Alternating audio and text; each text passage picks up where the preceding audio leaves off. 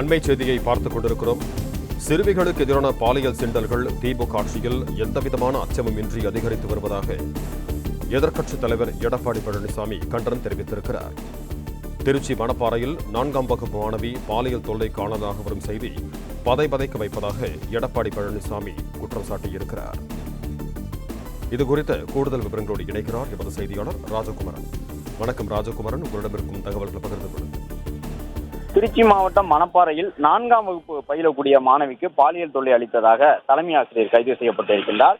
இந்த விவகாரத்தை முன்வைத்து தற்பொழுது எதிர்க்கட்சித் தலைவர் எடப்பாடி பழனிசாமி கடும் விமர்சனங்களை சுட்டிக்காட்டி பதிவு வெளியிட்டிருக்கின்றார். அதன்படி திருச்சி மாவட்டம் மணப்பாறையில் 4ஆம் வகுப்பு மாணவி பாலியல் தொல்லைக்கு ஆளானதாக வரக்கூடிய செய்தி நெஞ்சை பதைபதைக்க வைக்கின்றது என்று குறிப்பிட்டிருக்கக்கூடிய அவர், பெண்கள் அதிலும் குறிப்பாக சிறுமிகளுக்கு எதிரான பாலியல் சீண்டல்கள் இந்த ஆட்சியில் எந்த விதமான அச்சமும் இன்றி அதிகரித்து வருவது மிகுந்த வேதனை அளிக்கின்றது, கண்டனத்திற்குரியது என்பதுடன் பல்வேறு குற்றச்செயல்கள் நடந்து வரக்கூடிய வேளையில் முதலமைச்சர் போட்டோ ஷூட்டிங் சுற்றுலாவில் இருப்பது ரோம் நகரம் எரிந்து கொண்டிருக்கும் வேளையில் நீரோ மன்னன் பிடில் வாசிப்பது போல உள்ளது என்ற கடும் விமர்சனத்தை எதிர்க்கட்சித் தலைவர் முன்வைத்திருக்கின்றார்.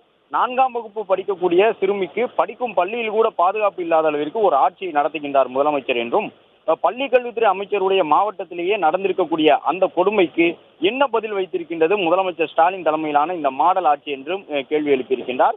அதே பள்ளியில் பயிலக்கூடிய மற்றொரு மாணவியும் பாலியல் வன்கொடுமை செய்யப்பட்டதாகவும் அவர் காவல்துறையில் புகார் அளித்ததாகவும் செய்திகள் வருவதையும் பதிவிட்டிருக்கக்கூடிய எதிர்க்கட்சித் தலைவர் எடப்பாடி பழனிசாமி, சிறுமிக்கு பாலியல் தொல்லை அளித்ததாக கைது செய்யப்பட்டுள்ளவர்கள் மட்டும்தான் அந்த குற்றச்சாட்டில் தொடர்புடையோரா அல்லது வேறு பலரும் இருக்கின்றார்களா என முறையாக விசாரித்து அதில் தொடர்புடைய அனைவர் மீதும் நடவடிக்கை எடுக்க வேண்டும் என்று முதலமைச்சரை வலியுறுத்துவதாக பதிவு செய்துள்ளார்.